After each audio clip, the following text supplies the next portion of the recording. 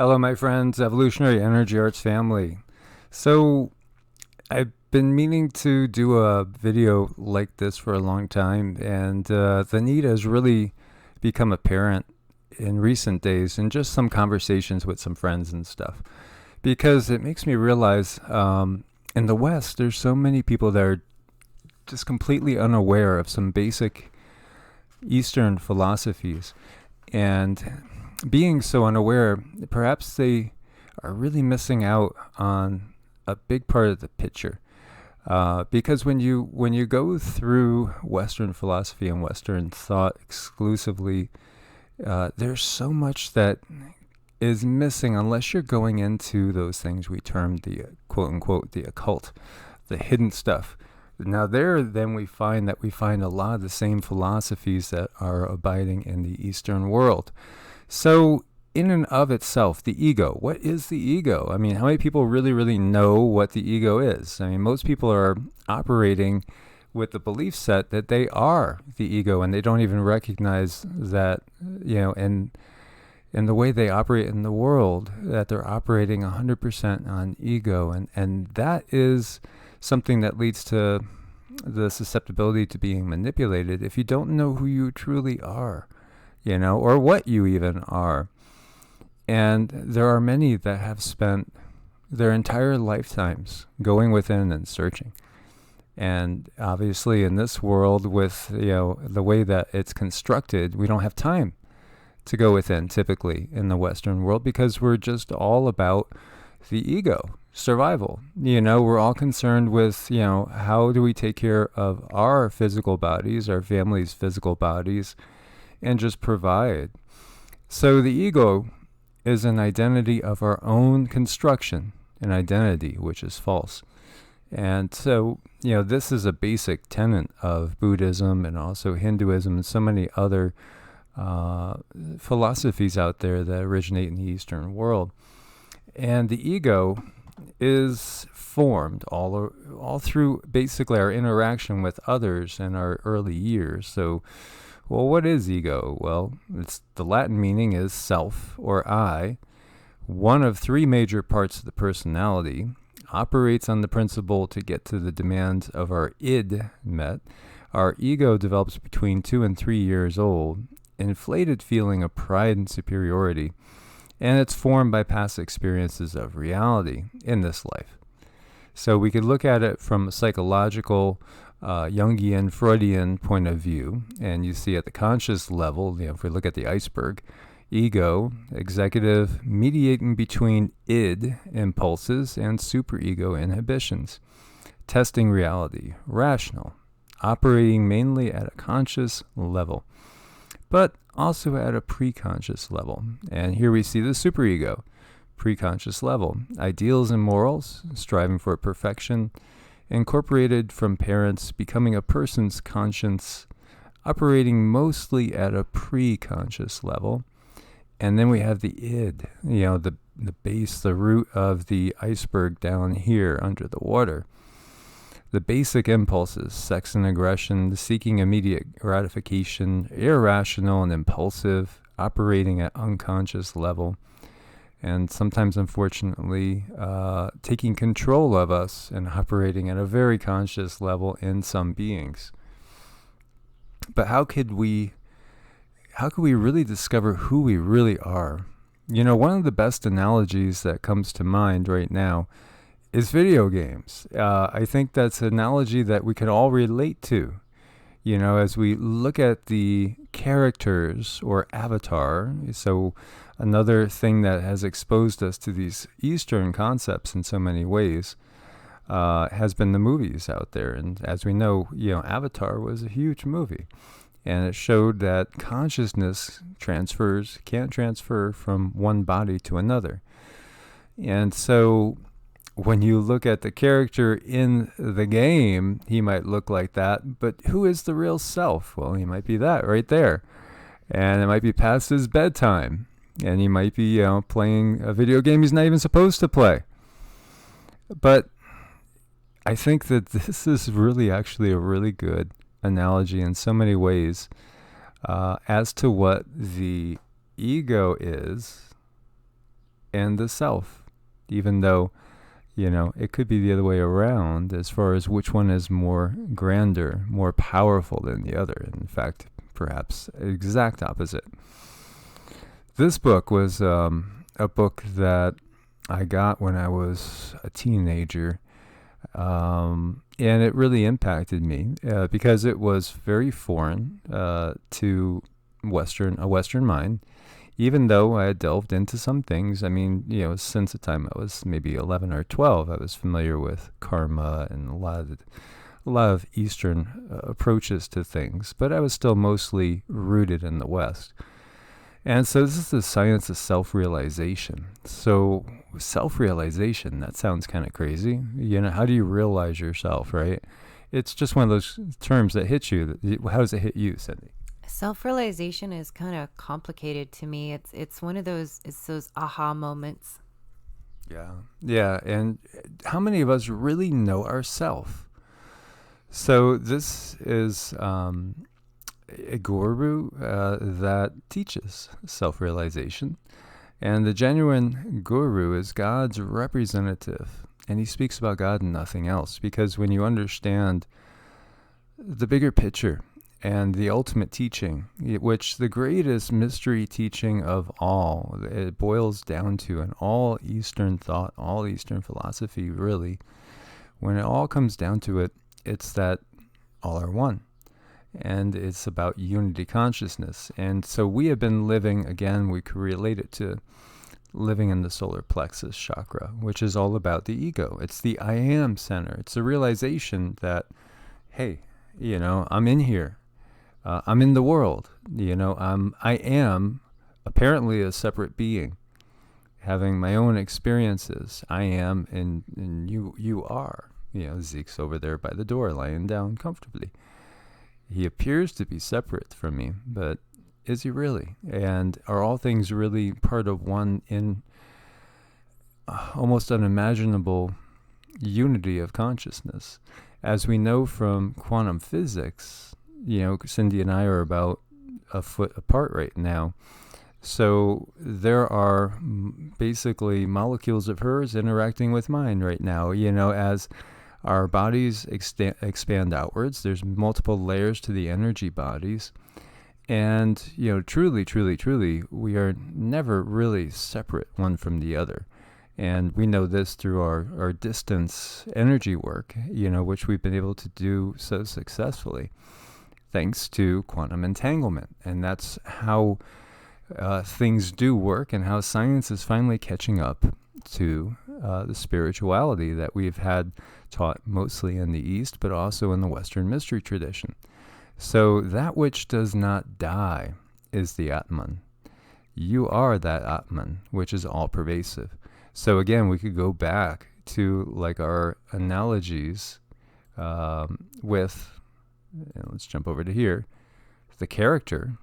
When we play a video game, we take on a persona. And if you've been in one of those role-playing games that goes on for days, months, and maybe even years, if your character dies, it's going to affect you. You're going to be like, damn, I just love that character. That was a great lifetime. Maybe it was a great lifetime. And who's to say exactly what is real and what isn't real? Ultimately, we are all consciousness exploring its own creation. So the Atman doesn't die. It's all pervasive. The Atman is the deepest self within the core of each human. The Atman is Brahman within each person. And so there's Brahma, which is the creator God, and there's Brahman. Brahman is the ultimate reality. Whereas you have the Hindu trinity of Brahma, Shiva, and Vishnu. And this is something a little bit different. This is the all. So we could look at this as the unmanifest in some ways.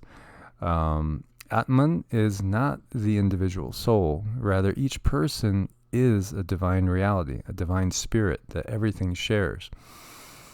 If you are familiar with the law of one, then he is part of a collective. We are all part of a collective. Everything on this earth is part of a collective. We just are unaware of that, unfortunately, to the greatest degree here, and that's why we have this dysfunction and disharmony.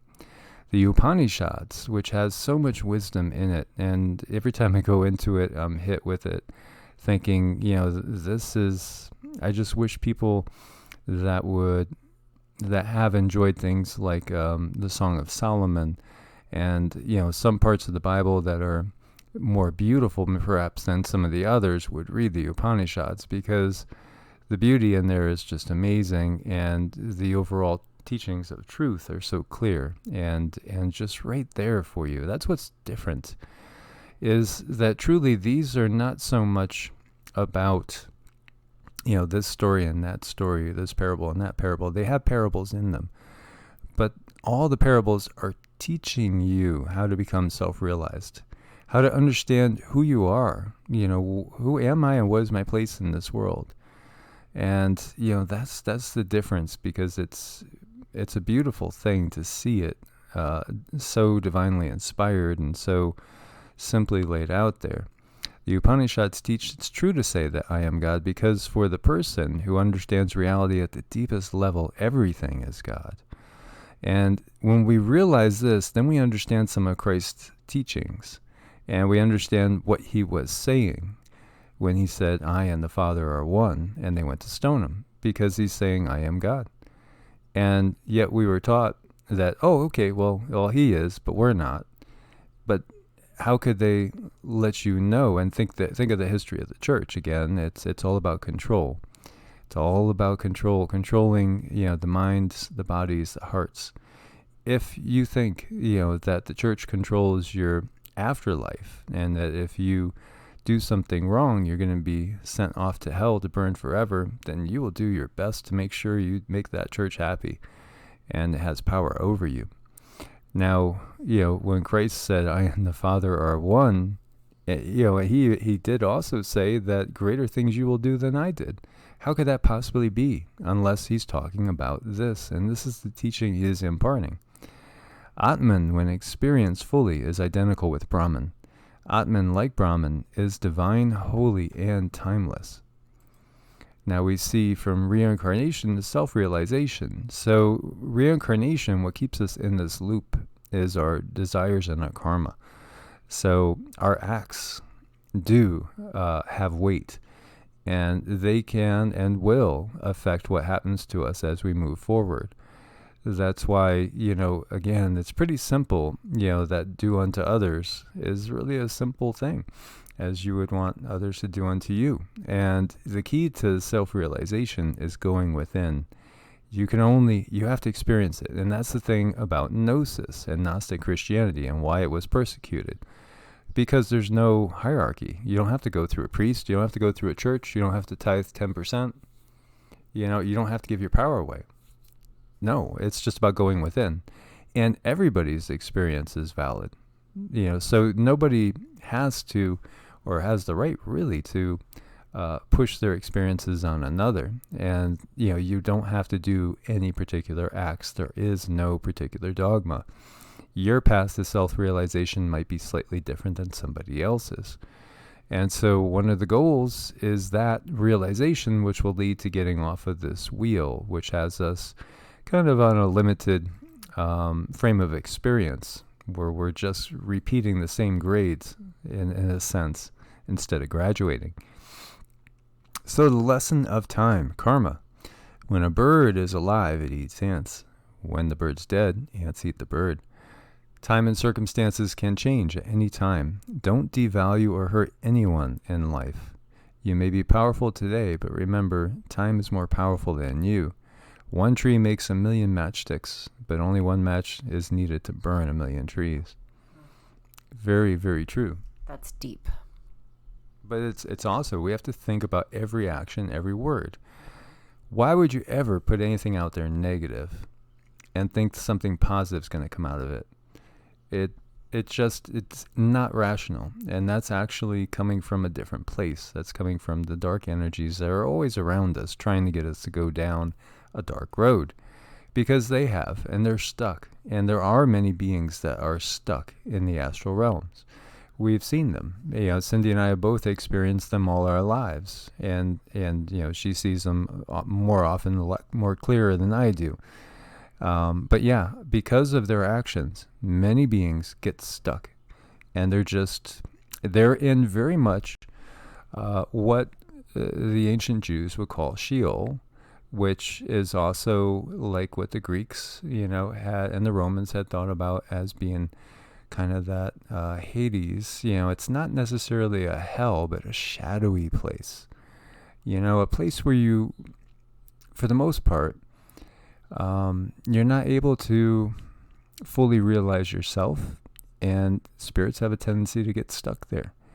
And believe it or not, it does help when we pray and send energy to the dead.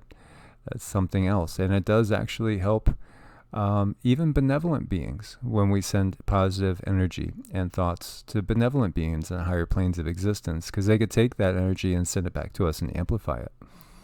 So beyond the senses are the objects. Beyond the objects is the mind. Beyond the mind, the intellect. Beyond the intellect, the great Atman.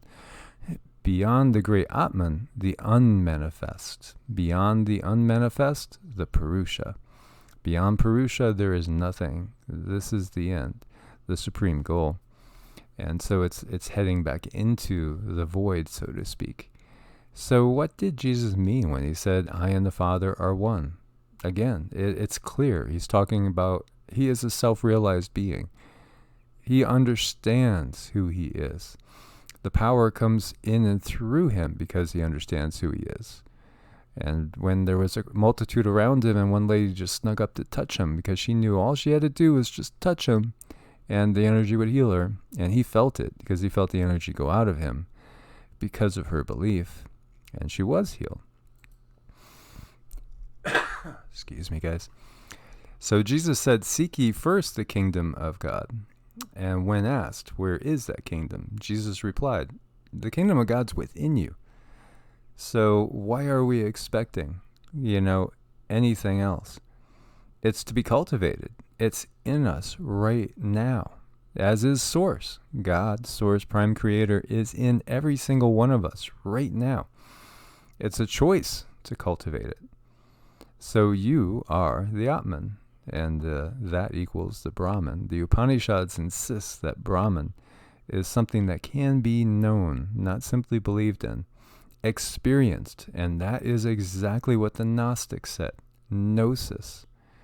Know thyself. Know thyself only through experience, not by any particular act, not by getting, your head dunked in a river, not by saying any words. You have to actually work for it. You have to actually work for it and try to achieve it.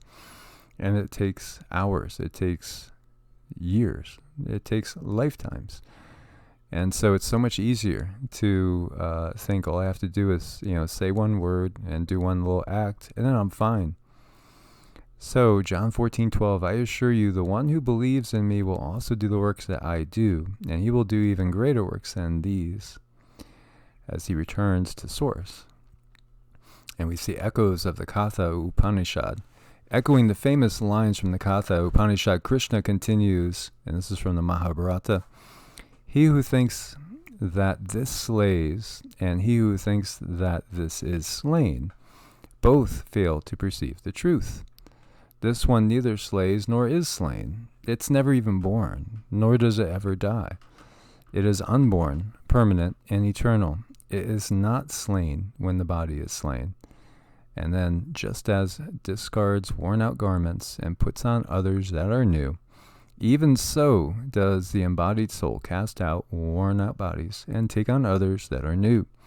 Weapons do not cleave it, fire does not burn it, water does not make it wet, the wind does not dry it, because it's eternal. So when people are depressed and sad, and want to commit suicide or something along those lines, and think that that's going to get them to escape, it doesn't, because it creates negative karma. So, it's not an escape. So, that's something that we should realize. And then that act would create negative karma, in which, it's like taking another step backwards. Karma is the law of cause and effect. And if you study Kings and Chronicles, you see, when the Israelites turn away from God, all sorts of bad things happen. They turn back to God, and things start to get better. Then they turn away from God, and bad things happen. And it's a nonstop cycle that comes through Kings and Chronicles, and it's a very clear example of the law of cause and effect, or of karma. So Atman equals Brahman. The self has been elevated to another level or order of being by identifying the Atman with Brahman. Atman is all of all. Though it is one, it is non-dual, a temporal reality that manifests itself in various forms. Atman is smaller than the smallest, and yet greater than the greatest. Sounds like a paradox, but is it really? So this is out of Ananda, and this is basically bliss. There's 4 main paths that have been utilized to self-realization.